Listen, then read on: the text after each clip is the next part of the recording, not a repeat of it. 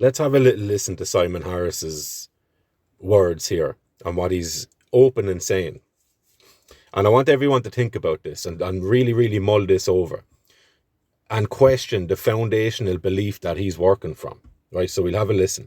And it's very much a one for everybody in the audience approach. Holly Cairns, the Soc Dems leader, was in with us earlier. She said basically you're buying the election. That's what you're doing. Simple as.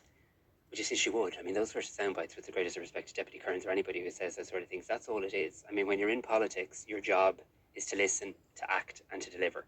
I listened. So when you're in politics, your job is to listen, to act, and deliver. Only on certain topics, though.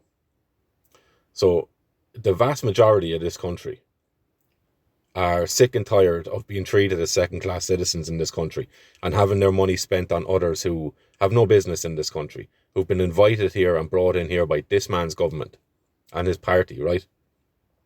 He's not listening to that, though. To people across the country, particularly parents, pensioners, and carers, who said, you know, we are actually struggling to make ends meet. There isn't a person listening to this programme today who hasn't seen, as they go around the supermarket, the shopping bill costing a bit more. There isn't a person listening to this programme who hasn't been worried about energy bills, or isn't worried about when there's a birthday or a Christmas coming up, how am I going to make ends meet? There's so many people in Ireland who find themselves in that position. Indeed. And I would suggest that a massive amount of that is, you heard the phrase, inflation is a stealth tax, right? So in order for this government to pay back the billions and billions that they borrowed to implement the lockdowns, COVID stuff, all that kind of stuff, right? In order to implement that, or in order to start to pay that back, this government needed to increase the taxes on people, which comes from inflation, right? So when you've so much extra created money pumped into an economy, money, because there's much, much more of it, or currency, it starts to lose its value.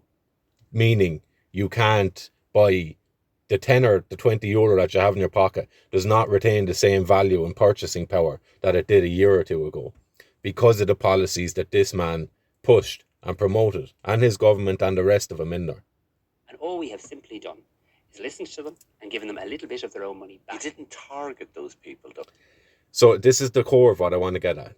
Give them a little bit of their own money back, right? You gave it out to everybody, including the many people who aren't struggling to pay their electricity bills, who are going off on many holidays and eating out in restaurants and so on.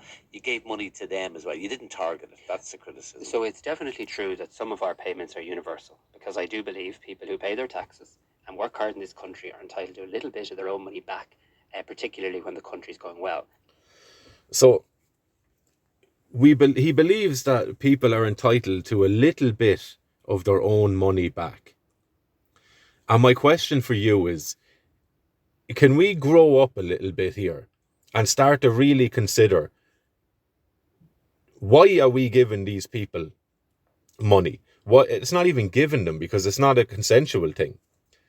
Why are we allowing ourselves to stay in a position where these people takes whatever amount of your money they want off of you? And then when they need your votes, they say, well, sure, look, we'll give you a little bit of it back. Really, really start to consider that. Are you happy with the amount of taxes you're paying? And are you happy with the amount of your taxes that are being spent on a myriad of different things? Most of it pure nonsensical and stuff that you don't want. So you see Norma Foley talk about the 9 million euros that she's been given to allow for little mobile phone pouches to be purchased so kids can put their phones into these pouches in schools. 9 million euros to buy pencil cases for phones, essentially. This is what your money is being spent on. And that's just a small example. You've seen the bike shed, the modular homes, all of that sort of stuff. The 7 billion that's been allocated previously and additional money in this budget on bringing people into this country. Do you want that? It is really, really high time in this country that we started to demand accountability, transparency, receipts, and we started to see people use whatever taxes people consensually give up in an efficient manner. and not just make these people rich off of your hard work.